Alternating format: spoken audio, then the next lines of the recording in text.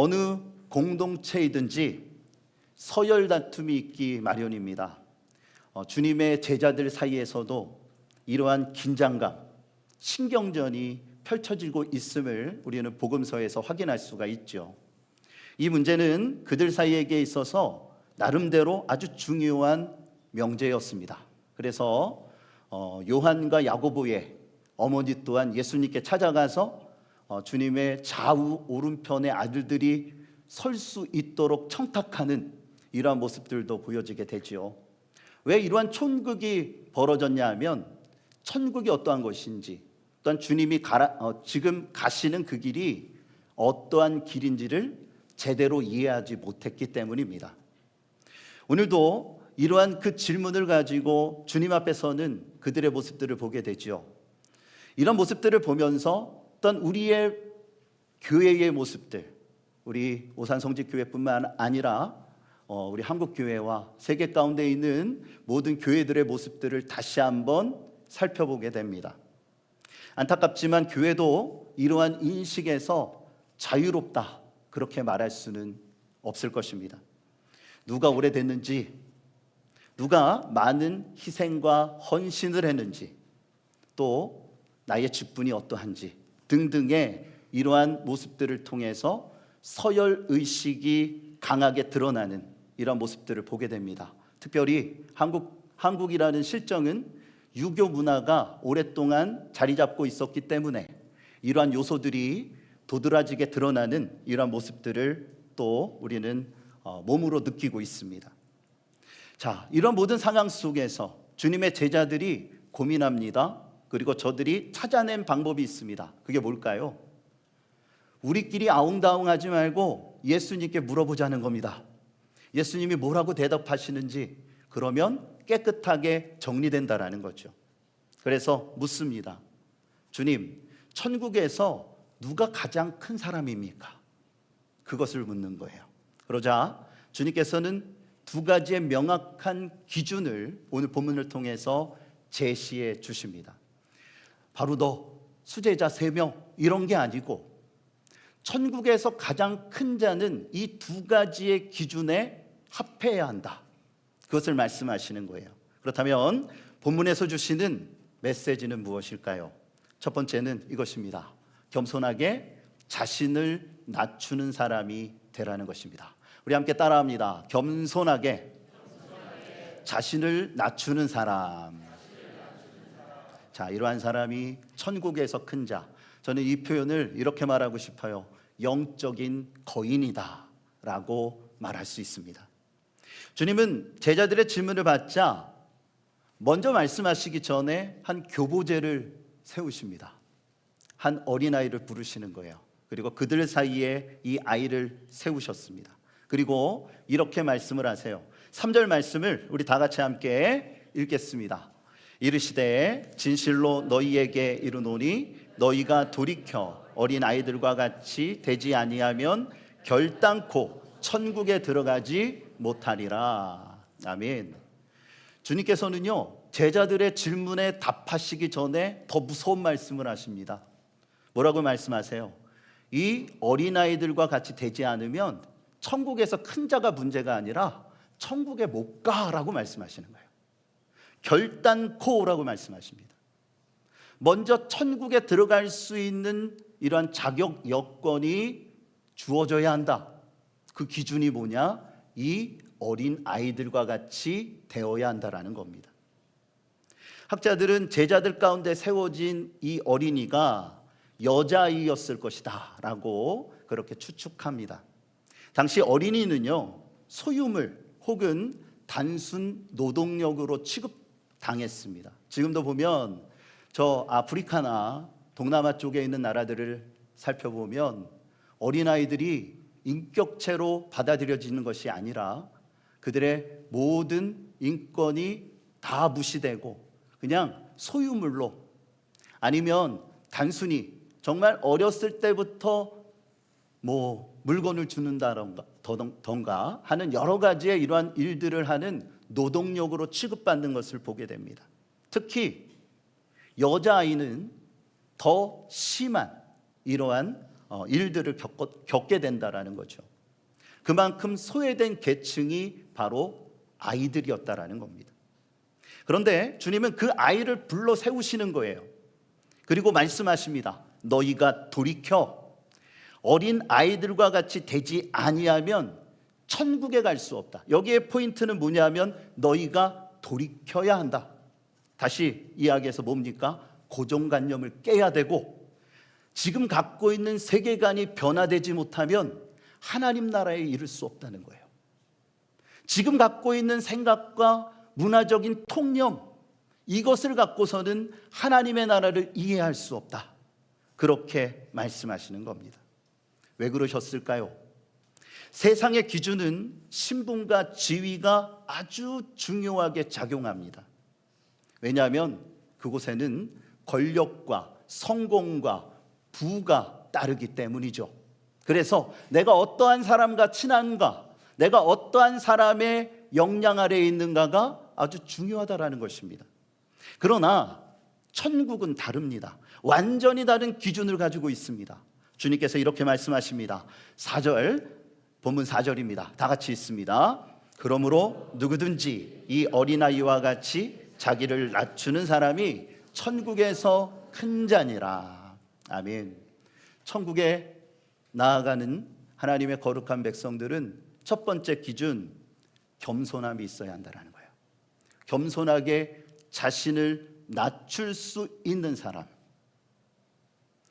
내가 능력이 되지만 그럼에도 불구하고 주님을 위하여 내 자신을, 마음을 컨트롤하고 낮출 수 있는 사람.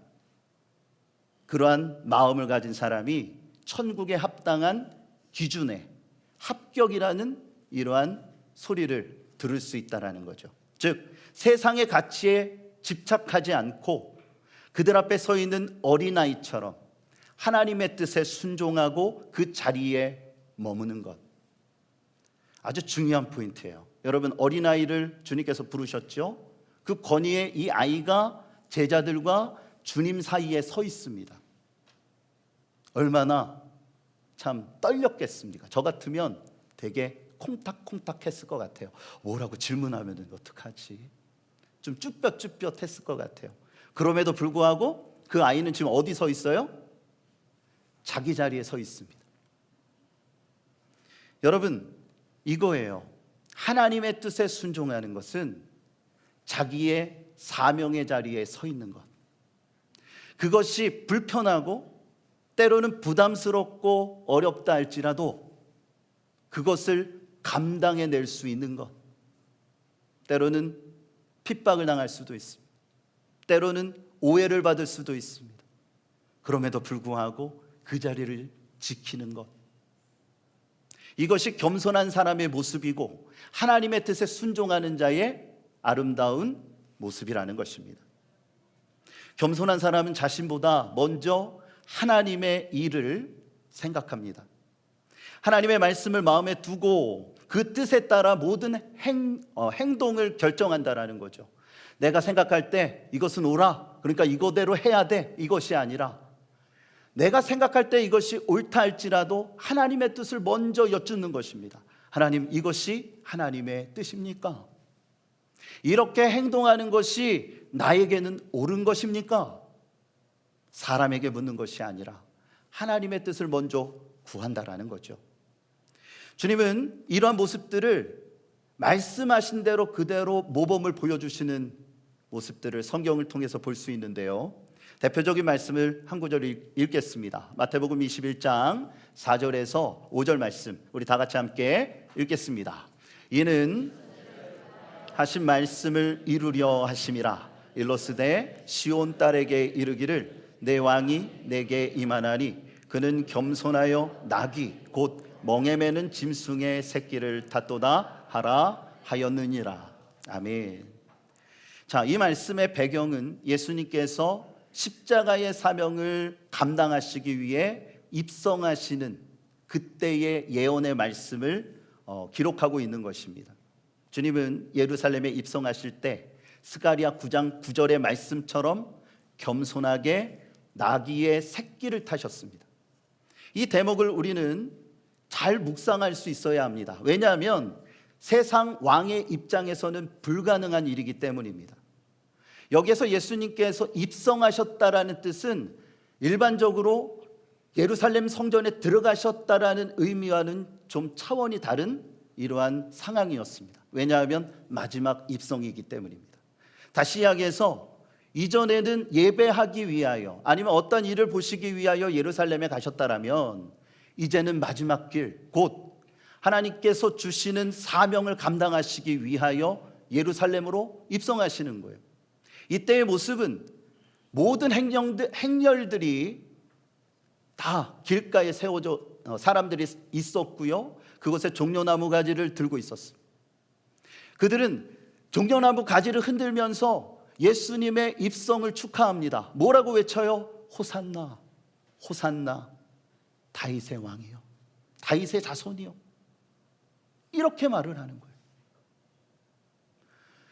자, 이 모습은 뭐와 흡사하냐면 개선장군과 흡사한 모습입니다. 세상적으로 봤을 때 왕이 입성하는 모습과 똑같은 모습을 보여줍니다.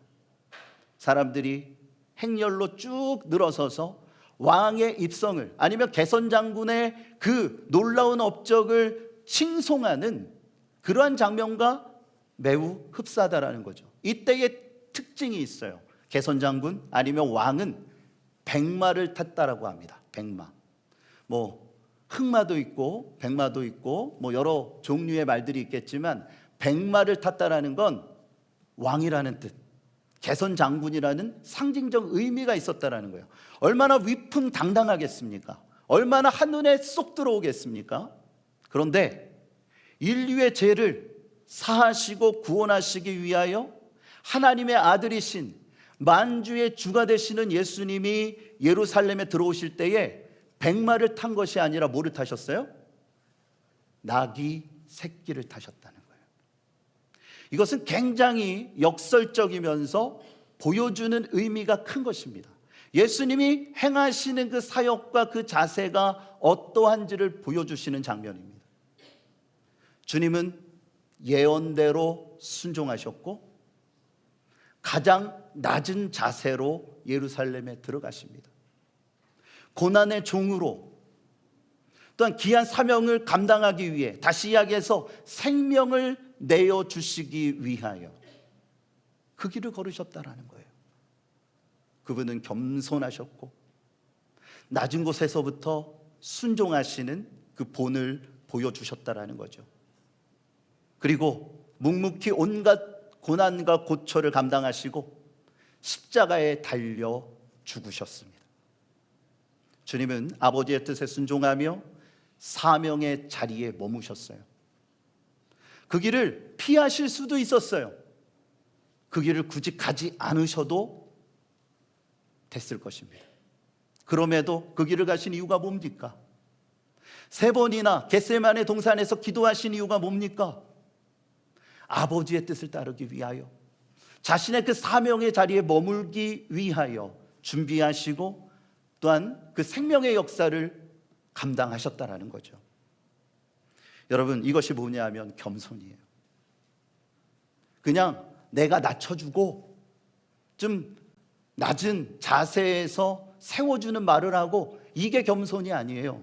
이것은 세상 안에서의 통하는 겸손의 모습이라 할 수 있을지는 모르겠지만, 여러분, 겸손이라는 건 하나님의 뜻을 헤아리는 것이고, 그 뜻이 너무나도 무겁고 힘들다 할지라도 나에게 맡겨주신 그 사명의 자리에 머물고 그 사명을 감당해내는 것, 이것이 바로 천국에서 큰 자라 칭함을 받을 수 있는 기준, 영적인 거인의 모습이라는 것입니다. 누가복음 14장 11절에 이렇게 말씀하십니다. 우리 다 같이 함께 읽겠습니다. 무릇 자기를 높이는 자는 낮아지고 자기를 낮추는 자는 높아지리라. 아멘. 세상에서는 이렇게 말합니다. 무릇 자기를 높이는 자는 높아질 것이고 자기를 낮추는 자는 한없이 내려가서 올라오지도 못할 거다. 그래서 뭐라 그래요? 젊은이들한테 스펙을 쌓아야 한다, 자격증이 많아야 한다, 더 많은 경험을 해야 한다, 이렇게 말하죠. 그런데 천국의 원리, 하나님 나라의 원리는 다릅니다. 무릇 자기를 낮추는 자, 하나님의 말씀을 온전히 깨닫고 나의 사명의 자리를 지키면서 하나님의 뜻을 위하여 살아가는 그 사람은 하나님께서 높여주신다라는 거예요. 자기를 높이는 자는 낮아지고 자기를 낮추는 자는 하나님이 높여주실 것이다. 저는 우리 교회가, 우리 사랑하는 모든 교우들이 하나님이 높여주시는 영적인 거인들이 되어주시기를 주님의 이름으로 축복합니다. 그런 믿음의 역사, 하나님을 바라보며 하나님께서 원하시는 그 길을 걸어갈 수 있어야 합니다. 특별히 여러분, 직분을 소중하게 여기십시오. 직분은 계급이 아닙니다. 직분은 계급이 아니에요. 우리는 직분이 커질수록 더욱더 겸손해져야 합니다. 성도, 집사, 권사, 장로, 목사, 감독 등등의 직분이 우리 감리교 안에 있습니다. 하나님이 직분을 주신 이유가 뭡니까? 교회를 오래 다녔기 때문에, 아니면 어떤 공로가 있기 때문에 직분을 주는 게 아니라는 거예요. 하나님이 직분을 주신 건 주님의 일을 감당하라고 주시는 겁니다. 그 사명을 감당하기 위해서 더 큰 일을 감당하라고 그 직분과 사명을 주신 거예요. 그렇다면 그 직분이 얼마나 소중한 겁니까? 여러분, 교회에서는요, 직분을 부르세요. 상대방의 직분이 어떠신지 아시죠? 그렇죠? 직분을 부르세요. 야, 너, 이런 말 쓰지 마세요. 하나님이 주신 직분이 있는데, 특히 언니 오빠 하지 마세요. 예? 언니 오빠 웬만하면 지양하세요.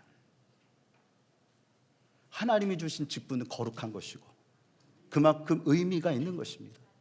그러면 직분자로서 존중하고 그 직분을 불러줄 수 있어야죠. 그래야지 아름다운 교회, 또한 하나님의 능력 있는 교회가 될 수 있는 것입니다.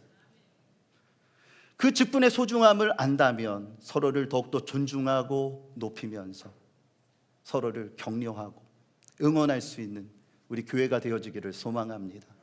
그런 믿음의 역사, 이것이 겸손한 자들의 모습이라는 거예요.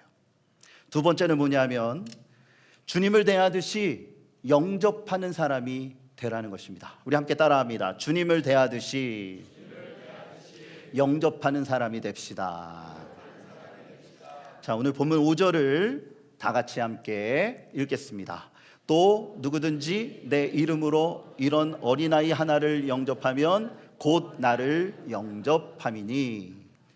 자, 마가복음은 좀 더 이 말씀을 자세하게 기록하고 있는데 마가복음 9장 37절 말씀입니다. 우리 다 같이 함께 읽도록 하겠습니다. 마가복음 9장 37절 읽습니다. 누구든지 내 이름으로 이런 어린아이 하나를 영접하면 곧 나를 영접함이요, 누구든지 나를 영접하면 나를 영접함이 나를 보내신 이를 영접함이니라. 아멘.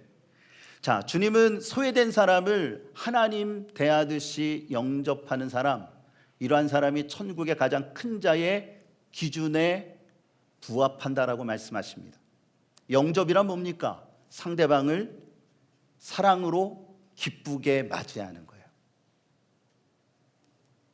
즉 사람으로 존중하라는 것입니다.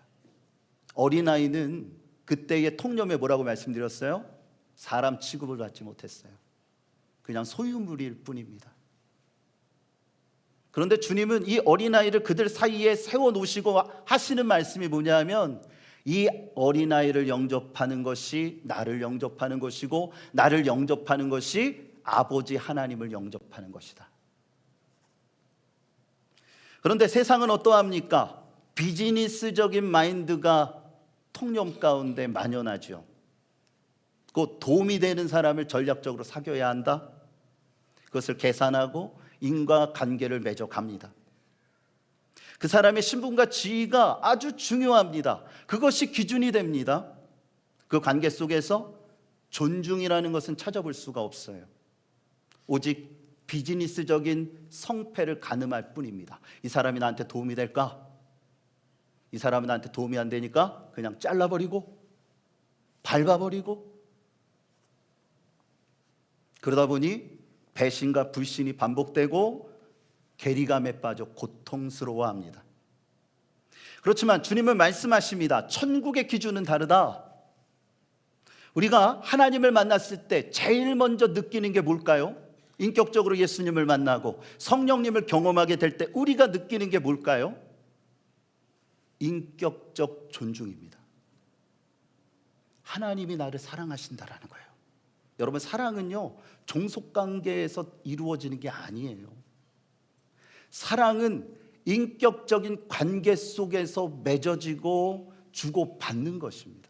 하나님이 나를 사랑하신다라는 건 나를 소중하게 여기신다라는 거고요, 하나님의 자녀로 인정하신다라는 거예요. 하나님은 우리를 인격적으로 대우해 주십니다. 참된 사람으로, 참된 인간됨을 우리 가운데 느끼게 해 주신다라는 거죠. 아무런 조건 없는 그 은혜가 우리가 자격이 있기 때문이 아니라 하나님이 부어주시는 은혜 때문에, 예수 그리스도께서 십자가에 달려 죽으신 그 희생 때문에 우리의 믿음을 통해서 하나님의 자녀가 됐다라는 거예요. 얼마나 소중한 일입니까? 내가 하나님의 자녀 된 것, 하나님의 은혜를 누리며 믿음으로 살아갈 수 있게 된 것, 얼마나 소중한 은혜입니까? 하나님을 만나게 되면 내 자신이 어떠한 존재인지를 알게 되는 거예요. 그러면서 주님은 무서운 경고를 하십니다. 보면 6절을 다 같이 함께 읽겠습니다. 누구든지 나를 믿는 이 작은 자 중 하나를 실족하게 하면 차라리 연자 맷돌이 그의 목에 달려서 깊은 바다에 빠뜨려지는 것이 나으니라. 아멘. 사람은 상처받는 것을 두려워합니다. 그래서 어떤 말을 할지를 망설입니다. 내가 이런 말을 하면 이 사람은 어떻게 반응을 할까? 저 사람이 나한테 한 말이 무슨 뜻일까? 우리는 수없이 되뇌이고 고민을 합니다. 왜냐하면 인간관계 속에 나타나는 상처가 너무나도 힘들고 어렵기 때문입니다. 주님은 다소 과장된 예로 말씀하십니다. 실족에 대한 무서운 경고. 뭐라고 말씀하세요? 연자맷돌.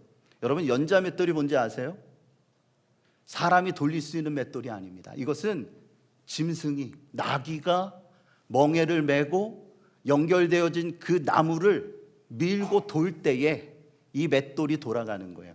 다시 이야기해서 어마어마하게 큰 맷돌입니다. 우리나라도 있었잖아요. 그렇죠? 이 맷돌을 목에 걸고 바다에 빠지는 것이 그 한 영혼을 실족하게 하는 것보다 낫다. 주님께서는 그렇게 경고하시는 거예요. 사람을 실족하게 하는 죄는 하나님이 가장 싫어하시는 죄라는 거죠. 그만큼 하나님은 연약한 자들이 상처받는 것을 매우 싫어하신다라는 거예요. 그렇다면 그 가해자는 누굽니까? 누가 그러한 상처를 주는 겁니까? 우리는 다 피해자라고 생각하는 경향이 있어요. 그런데요, 나도 모르게 하는 말이, 내가 옳다고 생각하는 그 주장이 맞을 수 있어요. 그런데 그 표현의 문제의 여하에 따라 사람들의 가슴에 비수를 꽂는 것입니다. 여러분, 내가 옳으면 얼마큼 옳습니까? 내가 그렇게 절대적인 존재입니까? 하나님은 말씀하십니다. 먼저 상대방을 존중하는, 하나님의 자녀로서 대할 수 있는 마음가짐이 있어야 한다는 거예요. 어떠한 대화를 나눌 때에, 여러분 속해서도 마찬가지예요.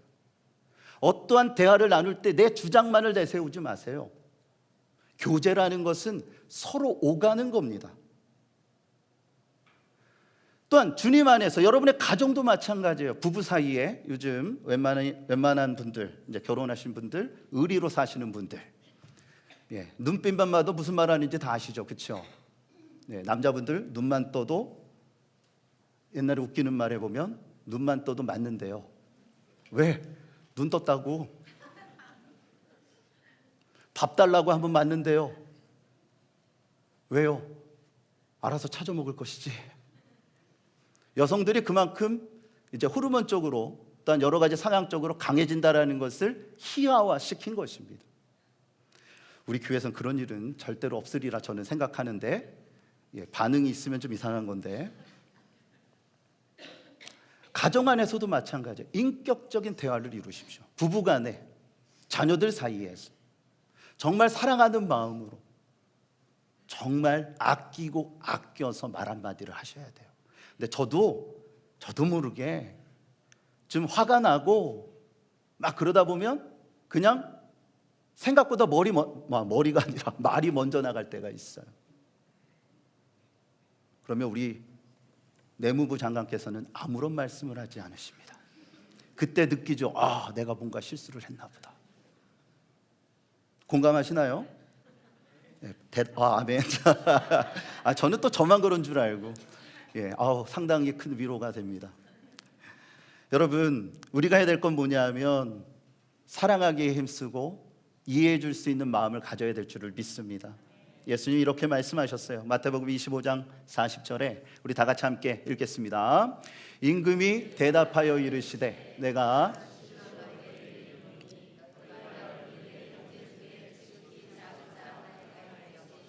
곧 내게 한 것이니라 하시고. 그렇습니다. 너희 형제 중에 지극히 작은 자에게 한 것이 누구에게 한 거라고요? 예수님께 한 거다. 우리가 영접하는 자가 된다라는 건 뭐냐면 그냥 내가 하고 싶은 대로 영접하는 것이 아니라 하나님 대하듯이 형제 자매들을 영접하십시오. 인격체로 바라보고 내가 하나님의 은혜를 받은 하나님의 제자라면 그분 또한 마찬가지인 거예요. 그러한 사랑의 마음으로 인격을 존중하고 서로에게 힘이 될 수 있는 공동체와 아름다운 교회 문화를 만들어가야 한다는 것입니다. 인도에 피플란트리라는 이런 작은 마을에 한 촌장이 있었는데요, 그만 너무 사랑하는 딸을 잃게 됩니다. 어떠한 이유인지는 정확하게 알 수는 없지만 이 딸이 죽었어요. 촌장은 슬픔에 빠져서 한없이 울다가 이 딸을 기억하기 위해서 111그루의 나무를 심기로 결정합니다. 정말 대단하죠? 저는 이 111그루가 이 촌장의 사랑의 크기라고 생각합니다. 어쨌든 그가 나무를 심기 시작하자 소문이 퍼졌어요. 촌장님이 나무를 심는데, 그러자 이제 이 동네 사람들이 나와서 촌장님을 돕는 거예요. 한참 나무를 심고 있는데 누군가가 이러한 제안을 합니다. 딸을 잃고 슬퍼하는 마음에 나무를 심는 게 아니라 이제는 기쁨의 나무를 심는 것이 어떨까요? 이것을 우리 마을의 전통으로 만듭시다. 무슨 말이냐면 딸이 태어나면 나무를 111그루를 심자는 거예요. 진짜 대단하죠, 그렇죠? 저 같으면 생각도 못했을 것 같아요. 그러자 그 이야기를 들었던 모든 사람들이 공감하고 함께 동참하기로 결정을 합니다. 그래서 그때부터 그 마을에 딸이 태어나면 몇 그루를 심어요? 111그루의 나무를 심기 시작하는 거예요. 자그마치 6년 동안 4만여 그루의 나무를 심었대요. 이럴 줄 알았습니다. 360명의 아이들이 태어난 거예요. 이제 딸들이. 어떤 나무들은요, 동물들의 습격을 막아주는 역할을 하고요, 어떤 나무들은 과실을 맺어서 식량의 문제가 해결되고 또 대표 상품이 되어서 그것을 팔 수 있는 이러한 여러 가지의 긍정적인 모습들이 나타났대요.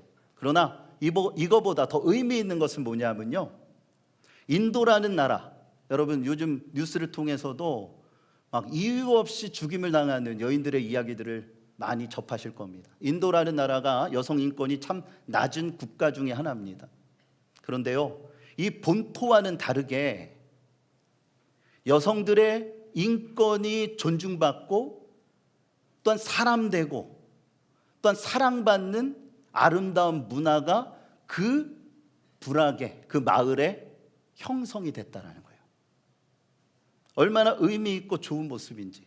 딸이 태어나면 너무 축하하고 좋아하고, 그러면서 그 안에 나타나는 그 사랑, 아이들이 다른 동네의 아이들과 다르게 건강하게 또한 능력 있게 성장하는 그런 문화가 만들어졌다라는 거예요. 여러분, 교회란 무엇입니까? 교회는 서로 이해하고 존중받는 장소가 되어져야 합니다. 제가 목회하고 또 신앙의 삶을 살아가면서 참 우리 교회 얘기하는 거 아니에요. 또 이제 인터넷으로 또 보시는 분들이 계실 것 같은데, 하여튼 거쳐오는 이러한 교회들을 보면서 싸우는 걸 많이 봤어요. 어떤 교회는 당회를 3박 4일 동안 하는 교회도 봤어요. 별거 아니에요. 큰 문제 아니에요. 구원에 대한 문제가 아니에요. 진리에 대한 이야기가 아닙니다. 그런데요, 감정이 격해져서 반대 아닌 반대를 하고 그 안에서 상처받았다라고 울고, 제가 볼 땐 다 가해자예요. 어떤 청년이 그러더라고요. 제가 전도사 때인데, 전사님 상처받지 마세요. 우리 교회 원래부터 그랬어요. 원래부터 그런 교회가 어디 있습니까? 그런데 그 아이들을 제가 대하면서 느낀 게 뭐냐면, 교회의 소망을 품지 않더라고요. 이 교회에 소망이 있다라고 생각지 않더라고요. 어른들이 얼마나 큰 잘못을 한 겁니까? 우리 또한 마찬가지예요. 내가 존중받기를 원하면 먼저 존중하십시오. 먼저 존중하는 사람이 되세요. 인격체로서, 하나님의 거룩한 자녀로서 이해하고 먼저 존중할 수 있는 사람이 되세요. 그러면 존중을 받게 될 것입니다. 겸손히 자신을 낮춰 상대방을 주님 보듯이 하고, 행동과 나아가는 모든 모습들이 하나님께서 기뻐하실 만한 거룩한 모습으로 우리가 세워지게 될 때에, 우리 오산성직교회 지금도 잘 해오셨어요. 어떠한 제가 문제를 지적하는 게 아닙니다. 오늘 말씀에 따라 영적인 거인이 되자라는 거예요. 더욱더 건강해지고 더욱더 품격 있고 하나님께서 주목하시고 세상이 주목하는 능력 있는 교회가 되기를 원한다면, 여러분, 영적인 거인이 되어져야 될 줄을 믿습니다. 그러한 사람들이 많아져야 돼요. 그래야지 품을 수 있고, 그래야지 더 큰 일을 감당할 수 있을 것입니다. 우리 옆 사람에게 이렇게 격려했으면 좋겠습니다. 지금껏 잘하셨습니다. 우리 한 번 더 격려하겠습니다. 조금 더 힘을 냅시다. 사랑하는 교회 여러분, 지금껏 잘하셨어요. 얼마나 힘들고 어려운 그 코로나19의 터널을 통과하고, 또 폭우 속에서도 우리의 신앙을 지키고, 참 어려움이 있고 고통이 있지만 서로에게 힘이 되어주고, 너무 잘하셨어요. 우리가 더욱더 힘을 냈으면 좋겠어요. 이것을 토대로 해서 더욱더 건강하게, 더욱더 능력 있게, 그리고 하나님이 쓰시는 큰 교회, 능력 있는 사람들, 세상 사람들이 우리 오산성직교회를 볼 때, 야, 저러한 교회라면 나는 가고 싶어, 그렇게 결정할 수 있는, 옆에 있는 동네에서 오는 게 아니고요, 처음 주님을 알게 되는 구도자들이 저 교회라면, 내 인생을 맡기고 또한 저러한 성도님들이라면 함께 교제하고 싶다라는 그런 고백이 있고 능력이 있는 우리 교회가 되어지기를 소망합니다.